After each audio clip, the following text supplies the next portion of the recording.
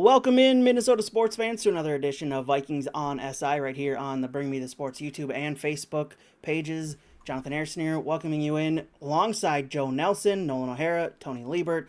Boys, got plenty to discuss across Minnesota sports today. We're going to start off with the Vikings. No 5 key matchups Friday. Will is out for the weekend. We'll let him have the weekend off. So we'll have predictions coming up tomorrow as well with these four, or with us four again tomorrow. But let's talk about the Vikings because ESPN's Dan Orlovsky had some controversial comments in leaving the Vikings out when they were talking about on Get Up this morning the biggest threat to the Lions in the NFC. Obviously, the Lions at the top of the NFC, probably at the top of the NFL, arguably. Just one loss on the season. Vikings one game behind them in the NFC North. But Dan Orlovsky mentioning the Eagles, the Rams, and the Packers, and not mentioning the Vikings at all. Tony, you wrote the story on this. Where do the Vikings stand in that? I think they should be at least up there. They only lost by 2 points to them earlier this season, and they still sit just one game behind behind the Lions in the NFC North. Yeah, it's just when you look at a discussion and you're comparing them to teams like the Rams and the Packers, it's kind of blasphemous to me to not put them in that discussion because I think the Vikings are better than both of those teams everywhere, and they proved that they can play with the Lions. Really, the NFC right now, I mean, they kind of talked about it in that video. It really is just a toss-up, I think, after the Lions right now. But the Vikings have been the most consistent team. So on a national level, people obviously, I think, are still going to doubt Sam Darnold as long as they can. And I think that's kind of where Dan Orlovsky leaving them out started from, because he is buddies with Matthew Stafford. They were teammates, so I think that's why he threw the Rams in there. He's always been pretty high on Stafford. And the Packers, we've kind of seen that high end with Jordan Love, and the national media loves the Packers more than the Vikings. But, yeah, I don't know why they're not in that discussion. I think it's entirely realistic to think that they're the second best team in the NFC, even above the Eagles. And because we've seen Jalen Hurts go through his struggles. Nick Sirianni has a lot of questions as a decision maker, as a head coach. So I think it's kind of unfair to not put the Vikings in that discussion. I think they should honestly be kind of the consensus number 2 team at this point. Yeah, I'd maybe say Philadelphia is number 2, just ahead of them. But I think Orlovsky forgetting about the Vikings is legitimately, it's not an omission. It's like a lapse of mind. It's a lapse of thought. He just had no idea that he forgot the Vikings because they spend so much time talking about the Cowboys and the Jets and every other team in the NFL that's good. If they're in the middle of the country, they get the flyover treatment. And this has existed for centuries, since television media started centuries ago.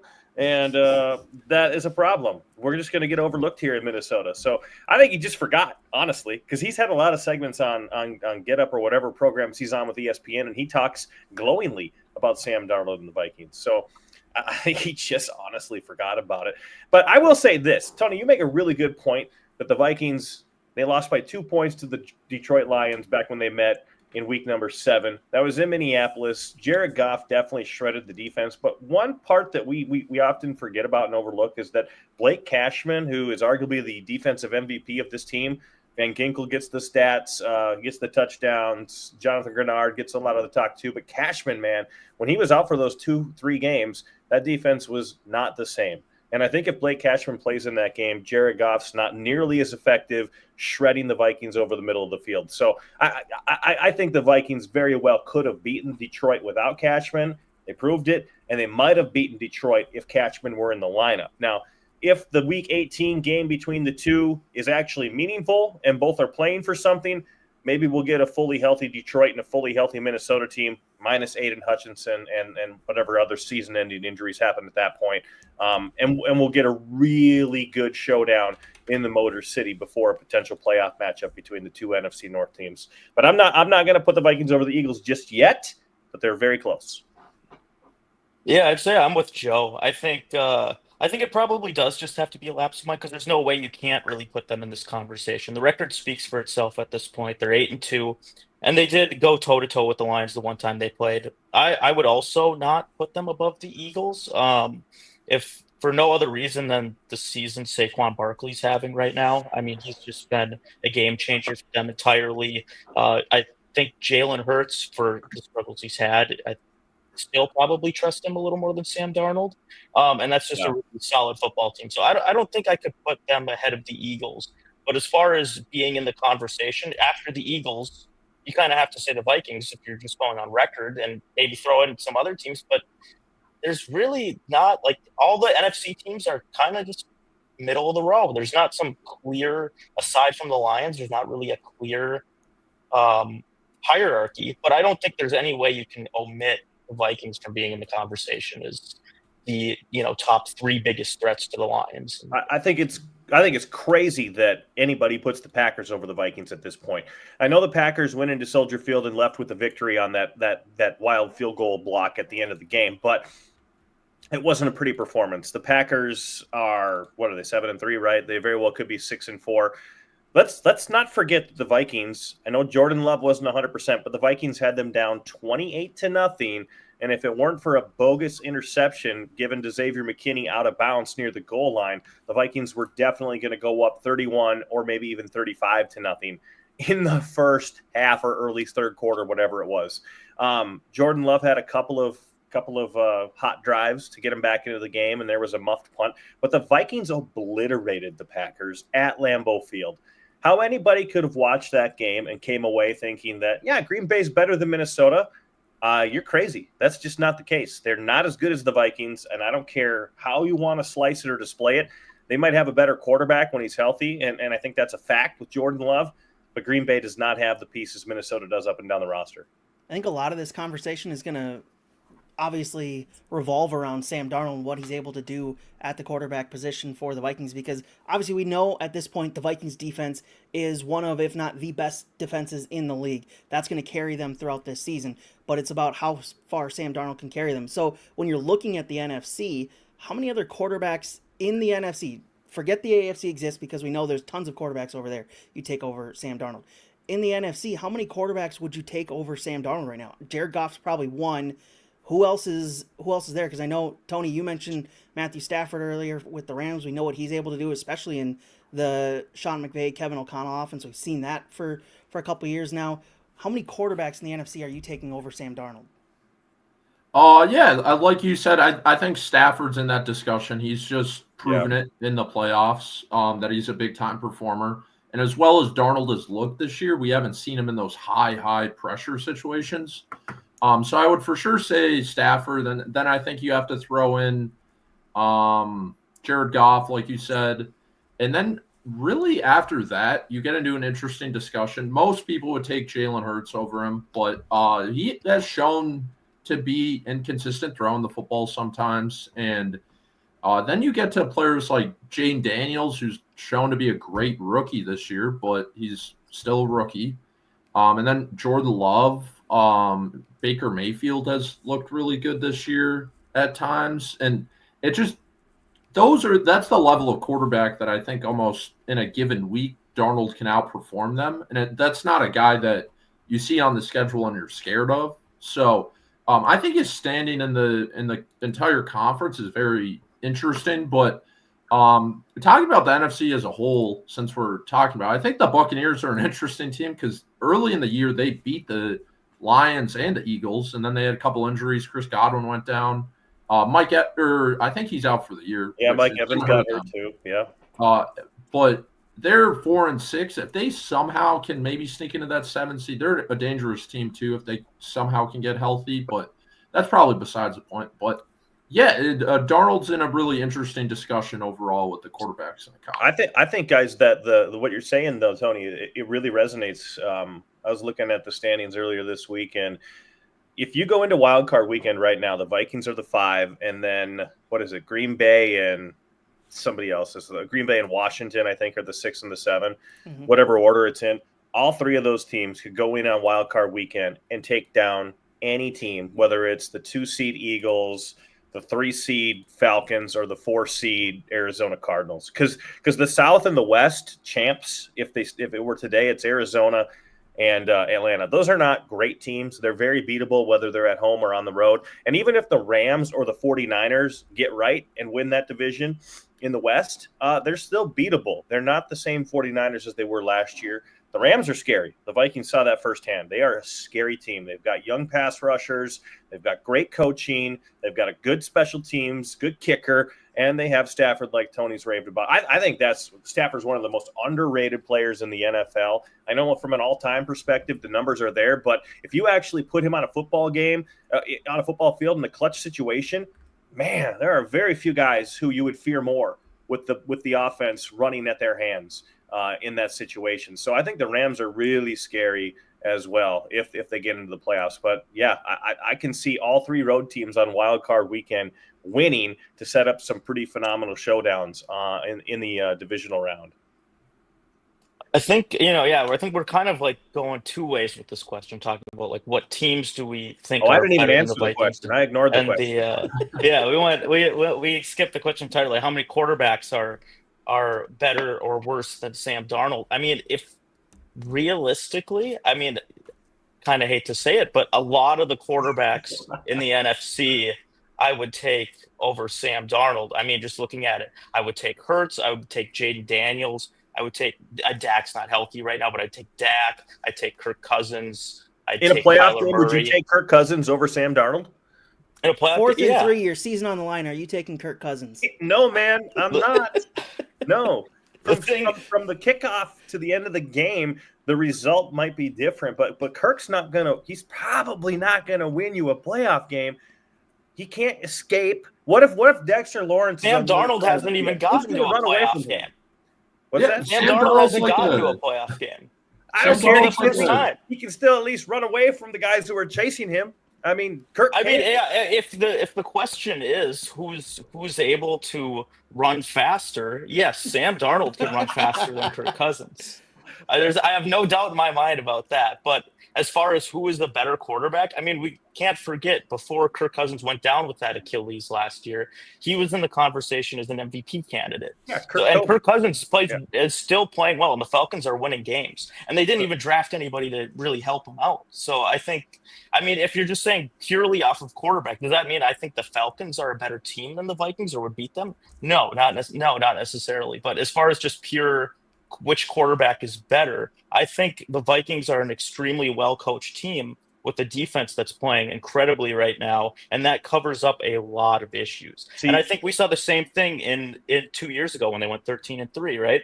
The offense was really good that year. The defense was really bad. Kevin O'Connell's coaching in those late-game situations really carried them over the top. And I think we're kind of seeing some of the same this year, where it's a really well-coached team that's winning some close games, but might not be as dominant as the record shows right now. Yeah, maybe a more mature team, like Kevin O'Connell said on the Pat McAfee show today, because they found ways to win. But going back, you rattled me, Nolan. I don't like this, because when it comes to foot speed, yes, Sam Darnold has Kirk Cousins, but in the playoffs, there's a very strong likelihood that the opposing team is going to have some mean guys on the other side of the football who get after the quarterback, right? Like, do you want to go up against Jalen Carter and Philadelphia with Kirk Cousins and the inability to actually escape the pocket? I mean, you literally got to play a quick game from start to finish or you're dead. You can't extend a play. That's why a guy like Jaden Daniels is so phenomenal in a playoff game potentially, right? Like, he can make things happen on his own if things break down. Things are going to break down against really good defensive lines and defensive teams. Sam Darnold has the ability, and it may not be the prettiest thing all the time when he does that little reverse pivot and runs the other way, but he does find a way to escape pressure and then make a play with his arm. Kirk can't do that. And in a playoff game from start to finish, I will take Sam Darnold if I have a good team. If you have the same team, do I take Kirk or do I take Sam Darnold? I'm taking Sam Darnold 10 out of 10 times just because he has the ability to keep plays alive. And the ceiling is quite high when he is good. Very low when he's bad, but you can say the same for Kirk. I think there is not really a question that the Vikings would be a better team right now if Kirk Cousins was the quarterback. Taking away contract aside, so say they'd be able to sign the same defensive guys, that's a big difference because Darnold is not making nearly the amount of money. But if you just swap Kirk Cousins and Sam Darnold right now, where are the Falcons and where are the Vikings? I don't know about that. That's a fair point. Where are the Falcons? But the pieces with Sam Darnold in Minnesota, it's just a better fit. I mean, how many times has he scrambled for a first down when you really needed it? And we don't know the butterfly effect of those moments, right? Like if he doesn't scramble for a first down and you have Kirk Cousins and you know he doesn't scramble for a first down, you're punting the ball, you're turning the ball over on downs. Maybe you've got a fourth and longer than you wanted. Maybe you've got a third and longer than you wanted. These 8 wins in 10 games may not be there. You might be more like 6-4 or 5-5 if Kirk Cousins is your starter, because the difference between the Vikings being 8-2 or 9-1 or 6-4 this year is really just the turnovers, right? So if you take away the turnovers, Kirk Cousins, he's been known to throw the football away just like Mr. Darnold. Maybe not at the rate, but he throws it away as well. And he was really bad early in the season when his Achilles wasn't fully right. So I think if you give them the same teams, definitely Darnold is the better take. We can argue about that all day long too, by the way. I'm very happy to. I think the interesting thing in that argument, Darnold versus Kirk Cousins head-to-head, is we've seen Kirk enough in those big moments, and I think we kind of know what he is. And I think Darnold still this year has been making plays that he's almost like a mystery box. And if you compare him to quarterbacks like Cousins or Dak Prescott, we know what we're going to get from them in those big games, in those big moments, that they're going to do enough to win those games, but they're not going to – or they're going to do enough to, avoid losing, but they're not going to put their team, above, I think, personally. Yeah, they're not going to win that game. They're not going to win that game. They'll keep you in the game, but they're not going to win that game. That's what I meant. I was articulating it horribly. But, Darnold, we haven't seen him in those big moments. Who knows? Maybe he's like the clutchest quarterback in the NFL. He just hasn't played in the I mean, if he was the clutchest quarterback in the NFL, we would have seen him in the big moments already, Oh, I saw him in this is a different situation. Against San Francisco, he was pretty good in that little clutch situation. Needed to go down on a crappy team. I mean, it is a different thing. This is the best team and the most talent he's had, but we still have seen some of the lapses. I mean, he's thrown 10 interceptions this year. That is not an ideal number. That's one a game, Joe Flacco won a Super Bowl. Maybe he's clutch like Joe Flacco. Joe Flacco maybe had one of the greatest defenses of all time. I mean, I guess that could be the case here this year. We'll see. Yeah. But I mean, there's as good as the Vikings defense is right now. They don't have Ray Lewis. They have Andrew Van Ginkel, future Hall of Famer. They have Blake Cashman. Yeah. I mean, future Hall of Famer. I still haven't moved on from you saying Blake Cashman's the defensive MVP over Jonathan Grenard, Joe. Did you see what happened when Blake Cashman was up? I'm aware of what happened. It just that kind of shocked me. I wasn't ready for that. I can understand the argument, but it kind of shocked me, and I'm still left a little bit reeling from that one. I mean, okay, well, here's the thing. Yeah. We talk about you put players on different teams. Okay, so if Daniil Hunter's still on this team, he's maybe not as impactful as Jonathan Grenard. But if Jordan Hicks is still on this team, he's definitely not as impactful as Blake Cashman. So that I will say Cashman is far and away the defensive MVP as the green dot linebacker and the guy who's kind of glued everything together. I mean, he's been back for 2.5, 3 games now, and this defense has been stingy. And yes, it helps when you're playing Joe Flacco, Will Levis, Trevor Lawrence, not Trevor Lawrence, but Mac Jones. That really does help your defense look pretty damn good. No question about it. But, I mean, if he was on the field against Matthew Stafford and Jared Goff, you can make an argument that the Vikings win both those games, and they're 10-0. That's what I was going to ask is, do you think they would win those games? But kind of already answered that for me. Yeah, I kind of do think they would have won the Detroit game. I don't know about the Los Angeles game, though. That was a tough one. Short rest Thursday night. Kind of surprised with Puka Nacua and Cooper Kupp coming back. So, yeah, they just didn't have much time to prep for that one. Yeah, we've talked a little bit here, enough about Sam Darnold as a quarterback. Obviously, a topic that's come up this week across sports because the Jets have fired Joe Douglas 6 weeks after they fired Robert Saleh. It clearly seems like things are heading towards a clearing of the house in New York there. And obviously, that's led many to speculate of the inevitable because it just happens because it happened last time to the last great Packers quarterback who went to the Jets and then came to the Vikings. Do you guys want to see Aaron Rodgers here or not? Of course. You know what that would do for the traffic on our website? Do you have any idea what that would do? And you want to know what? That's not a stupid thought either, because if you're a business owner and you're Ziggy and Mark Wilf, you're thinking about money, money, money. And I know JJ McCarthy is exciting, but they look at JJ McCarthy as like this young little plant who's going to grow into this mammoth redwood, right? Who's going to be an awesome star in the league for a long time. But if you can get Aaron Rodgers to come to Minnesota, I mean, merchandise, sales, podcasts, interviews, everything. Sure, there might be some political strife or some health department criticisms, but he's going to draw everybody to Minnesota. There's so much attention, all of those primetime games, and just to fulfill the destiny of the Brett Favre child, right? Like that, you got to take the same path as your old man, and so to speak, Brett Favre is Aaron Rodgers' old man. Heck, he doesn't get along with his own family, so it might as well be Brett Favre at this point. So, Aaron Rodgers coming back to Minnesota is not as stupid as everybody wants to blow it off as. I think his ego probably would make him not do that, because all the comparisons that would be to Brett Favre. I mean, he did go to the Jets, and you're already kind of getting to that point, but I could see him being like, I've heard too much about Brett Favre. I don't want to deal with this anymore, because everyone would be talking about that constantly.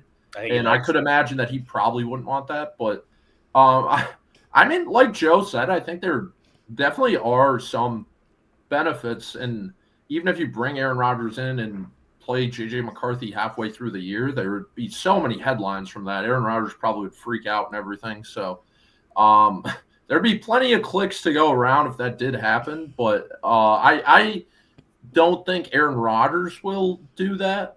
I could see him maybe going to a different team, maybe like the Titans or the Raiders, but it's an interesting hypothetical.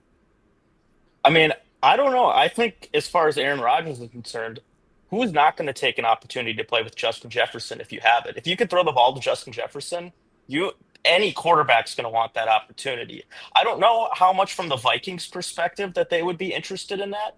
I think Sam Darnold has played well enough this year where he's going to get some kind of contract somewhere. And I just do not see it being with the Vikings when you just drafted J.J. McCarthy and you've been trying to get out of it. I don't know what kind of money Aaron Rodgers would be looking at, but if he's like, I can play with my old pal Aaron Jones if the Vikings bring him back. I can throw the ball to Justin Jefferson. I've got T.J. Hawkinson to throw the ball to, Jordan Addison. There's a lot of weapons there.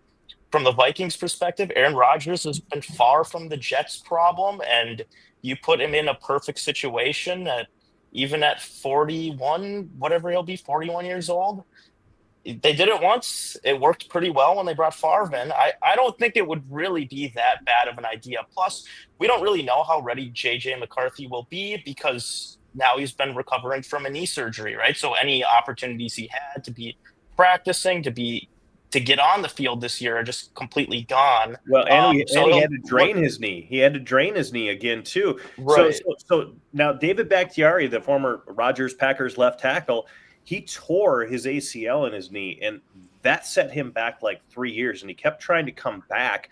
But guess what kept happening? And now I know it's a different injury, and McCarthy's dealing with a meniscus tear, but the fluid kept coming back into Bakhtiari's knee. And they were draining like 5 or like 60 cc's or something like that, which is something like 5, 6, 7, 8 ounces. There was a Packers doctor on record who said, yeah, that's the most we've ever drained from a knee before. The fluid kept returning to the surgically repaired area. And I don't want to put everybody on like alert for J.J. McCarthy, but something like that very well could happen and slow down his recovery. And maybe he just needs more time to get that thing back to health. If it's already blown up with fluid once, who's to say it's not going to happen again? And it would be easy for us to sit here and say, well, they can just bring Sam Darnold back then. No, they can't, because Sam Darnold has played well enough to earn a contract extension that's multi-years and big money. They're not going to do that with McCarthy waiting in the wings. So if McCarthy isn't their optimal player at quarterback in 2025, and they feel that for whatever reason, maybe it's health, then a guy like Aaron Rodgers makes absolute sense.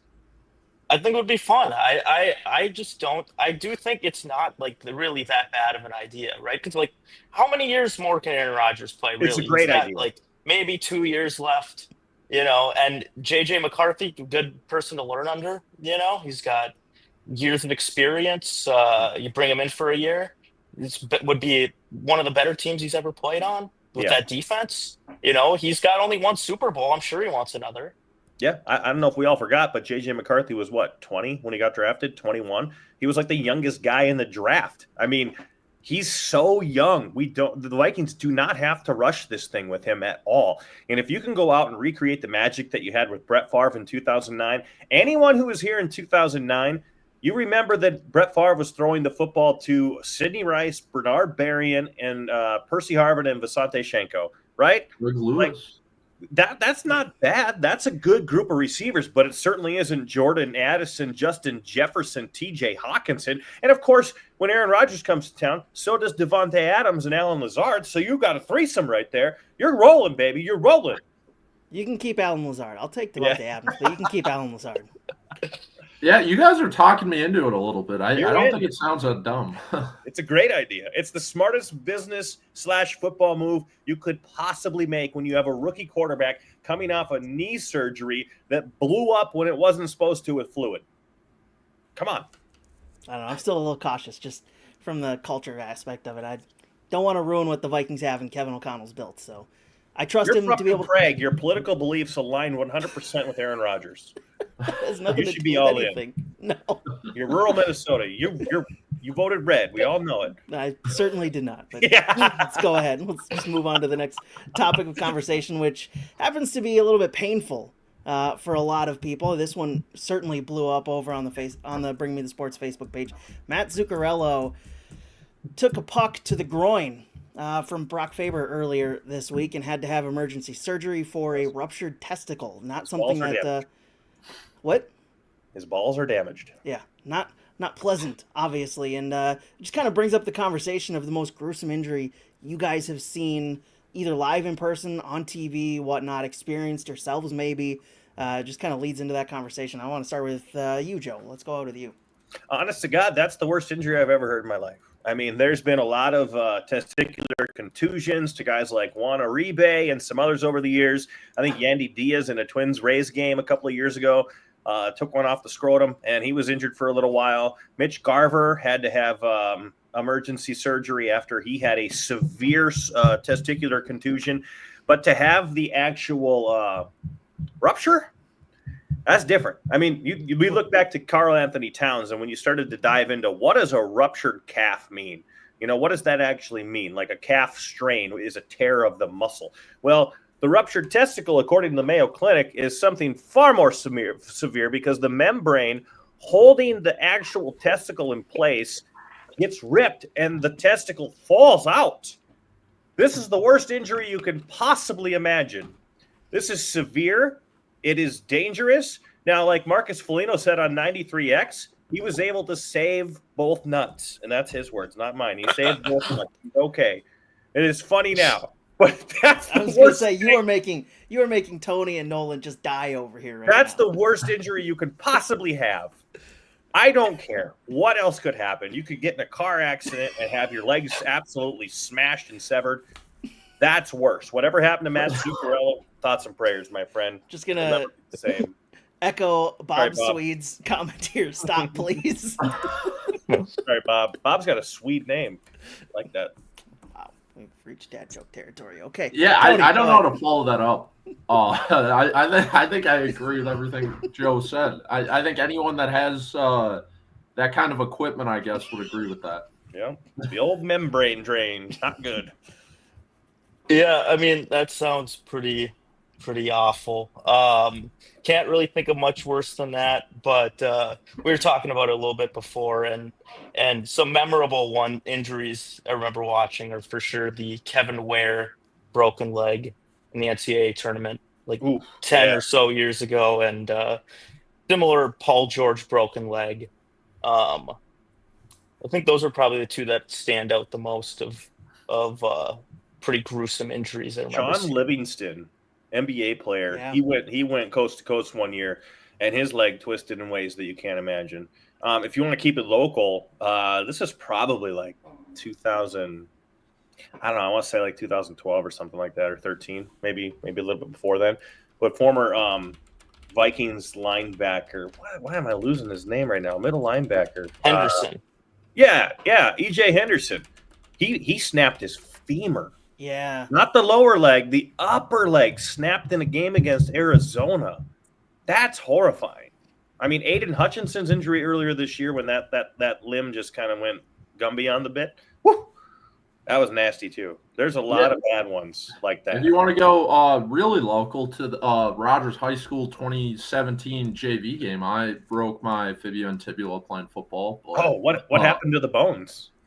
Yeah, both clean break. It was not a compound fracture. It didn't go through the skin, but I needed to get surgery, and I have a metal rod in my leg. So is that the only thing that stopped you from becoming big time? Oh yeah. I would be in NFL right now.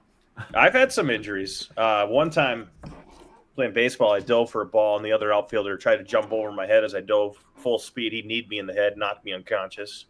One time, my older brother took a broomstick, and like a broomstick, it didn't have the broom handle on it, and he threw it like a javelin right in the head. Oh my God! It almost took my eye out, but I had the biggest welt on my head. I had a Cleveland Indians hat at the time, and it said "I love my girlfriend" underneath on the brim. I tried to put it on my head, and it wouldn't fit over the lump. It was just devastating. We had dumped a bucket of water on him, and man, he's a volatile character. Didn't like that at all. These injuries explain a lot, Joe. These injuries. Yeah, I've had a few concussions. Yeah, a few concussions. Yes. Never ruptured a testicle, though. I'll tell you that. There's a whole lot now that makes a lot more sense now after hearing about these head injuries. Yeah, I've had there's other concussions too. Not fun. All right, boys. I think we've reached the point of the show where people want us to stop because clearly talking about things that make them very squeamish. So we'll end it here today. Good. Good stuff from you guys today. Come back again tomorrow. We'll have our predictions for Vikings Bears this weekend, and looking forward to that. Hit subscribe over on the Bring Me the Sports YouTube channel. It does help us get found. Also notifies you every time we go live or post a new video over there. So appreciate you popping in. Go read our work over at Vikings, Twins, Timberwolves, Gophers, and Badgers on SI, covering it all for you across Minnesota sports. We'll talk to you tomorrow.